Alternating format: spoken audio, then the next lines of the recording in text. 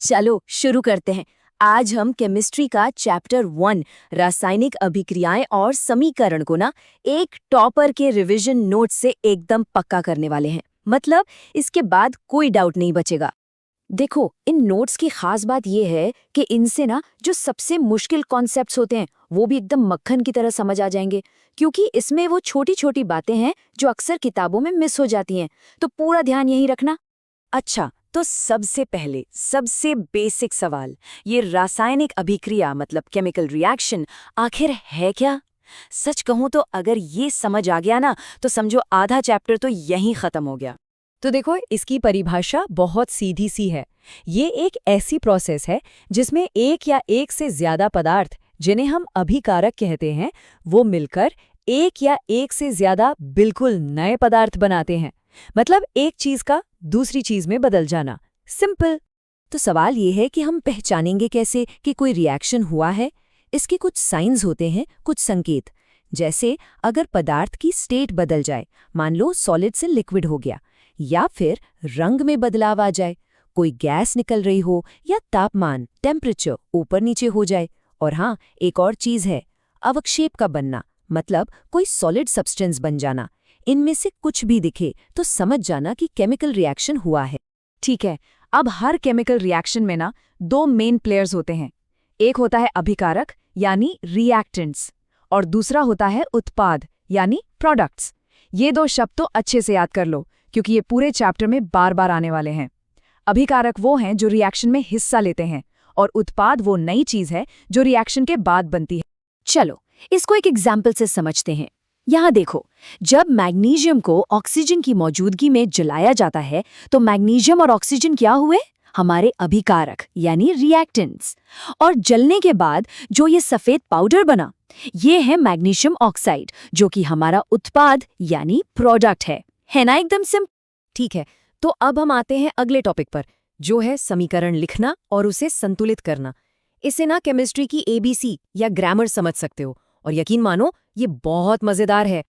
अब मुझे पता है बैलेंसिंग इक्वेशंस का नाम सुनते ही कई लोगों को टेंशन हो जाती है। लगता है कि ये बहुत मुश्किल है, पर टेंशन बिल्कुल मत लो। मैं एक ऐसी ट्रिक बताऊंगी जिसे टॉपर्स यूज करते हैं और ये काम चुटकियों में हो जाएगा। ओके, तो ये है वो टॉपर ट्रिक। बस ये 5 स्टेप्स हैं, इन्हें ध्यान से सुनो। सबसे पहले रिएक्शन के दोनों तरफ, मतलब अभिकारक और उत्पाद, दोनों साइड जितने भी तत्व हैं उनकी एक लिस्ट बना लो। दूसरा स्टेप, हर तत्व के कितने परमाणु हैं उनको गिनो। अब तीसरा और सबसे इंपॉर्टेंट स्टेप, हमेशा उस कंपाउंड से बैलेंसिंग शुरू करो जो सबसे बड़ा या कॉम्प्लेक्स दिखे। इससे काम आसान हो जाता है। फिर सही कोएफिशिएंट मतलब सही नंबर लगाकर दोनों तरफ परमाणुओं की संख्या बराबर कर दो। और हाँ, सबसे आखिर में अपना काम एक बार रीचेक जरूर करना, दोनों तरफ नंबर एकदम बराबर होने चाहिए। और ये देखो, ये टेबल वाला मेथड तो सीक्रेट वेपन है। ये तरीका सबसे बेस्ट है। इससे क्या होता है ना कि आप कभी कोई एटम मिस नहीं करोगे। एक तरफ तत्व का नाम लिखो, फिर अभिकारक में उसके कितने एटम हैं और फिर उत्पाद में कितने। मैं गारंटी दे सकता हूँ, अगर ये मेथड फॉलो किया तो एग्जाम में गलती होने का चांस ही नहीं है। ये बहुत बहुत इंपॉर्टेंट है, इसकी प्रैक्टिस जरूर कर लेना। चलो अब आते हैं इस चैप्टर की मेन स्टोरी पर, मतलब रासायनिक अभिक्रियाओं के प्रकार। यहाँ से बहुत सारे सवाल बनते हैं। तो सबसे पहला टाइप है संयोजन अभिक्रिया या कॉम्बिनेशन रिएक्शन। जैसा नाम से ही पता चल रहा है, इसमें चीजें कंबाइन होती हैं, मतलब जुड़ती हैं। सीधी सी बात है, जब दो या दो से ज्यादा अभिकारक मिलकर सिर्फ एक सिंगल प्रोडक्ट बनाएं तो उसे संयोजन अभिक्रिया कहते हैं। जैसे यहाँ देखो, ये एक परफेक्ट एग्जाम्पल है। अमोनिया NH3 और हाइड्रोजन क्लोराइड HCl, ये दो अलग अलग रिएक्टेंट्स हैं, पर जब ये कंबाइन हुए तो प्रोडक्ट क्या बना? सिर्फ एक अमोनियम क्लोराइड NH4Cl। ये संयोजन अभिक्रिया का एक क्लासिक उदाहरण है। अगला है वियोजन अभिक्रिया या डिकम्पोजिशन रिएक्शन, और ये संयोजन की एकदम उल्टी है। उसमें जुड़ रहा था, इसमें टूट रहा है। मतलब जब एक बड़ा कंपाउंड टूटकर दो या दो से ज्यादा छोटे सिंपल सब्सटेंसेस में बट जाता है। और ये वाला एग्जाम्पल तो एग्जाम में बहुत पूछा जाता है, इसको मार्क कर लो। कैल्शियम कार्बोनेट यानी CaCO3, जब इसे हीट देते हैं तो ये टूट जाता है कैल्शियम ऑक्साइड और कार्बन डाइऑक्साइड में। देखो, एक अभिकारक था और दो उत्पाद बने, यही तो है वियोजन अभिक्रिया। चलो अब आते हैं विस्थापन अभिक्रिया यानी डिस्प्लेसमेंट रिएक्शन पर। इसका कॉन्सेप्ट बहुत मजेदार है। इसे ऐसे समझो कि एक ज्यादा रिएक्टिव मतलब ज्यादा ताकतवर एलिमेंट एक कम रिएक्टिव मतलब कमजोर एलिमेंट को उसके कंपाउंड से लात मारकर बाहर निकाल देता है और खुद उसकी जगह ले लेता है। बस यही है विस्थापन। इसका सबसे फेमस एग्जाम्पल ये है, देखो, जब लोहे की कील मतलब Fe को कॉपर सल्फेट के नीले सोल्यूशन में डालते हैं तो क्या होता है? क्योंकि लोहा कॉपर से ज्यादा रिएक्टिव है, वो कॉपर को डिस्प्लेस कर देता है और इसलिए सोल्यूशन का जो नीला रंग है वो भी धीरे धीरे हल्का हो जाता है। ये डिस्प्लेसमेंट का एक परफेक्ट विजुअल उदाहरण है। अच्छा, अब हीट के बेसिस पर भी दो तरह के रिएक्शंस होते हैं, ऊष्माक्षेपी और ऊष्माशोषी।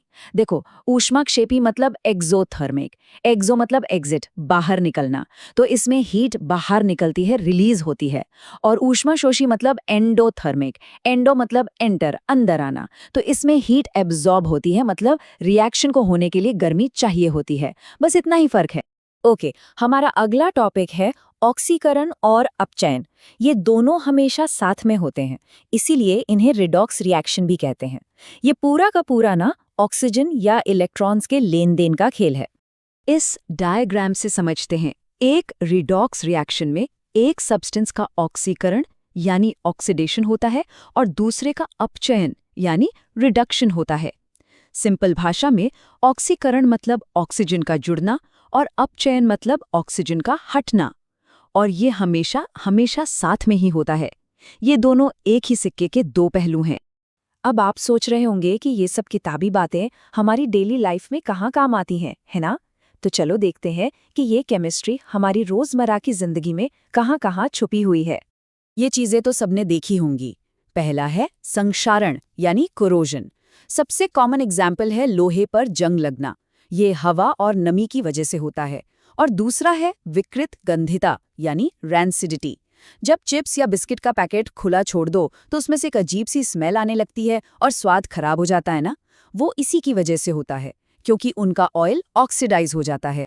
तो अब आपके लिए एक छोटा सा काम है, आज अपनी रसोई में जाना और ध्यान से देखना, दूध से दही का बनना, सब्जी का पकना, ये सब कौन सी रासायनिक अभिक्रियाएं हैं।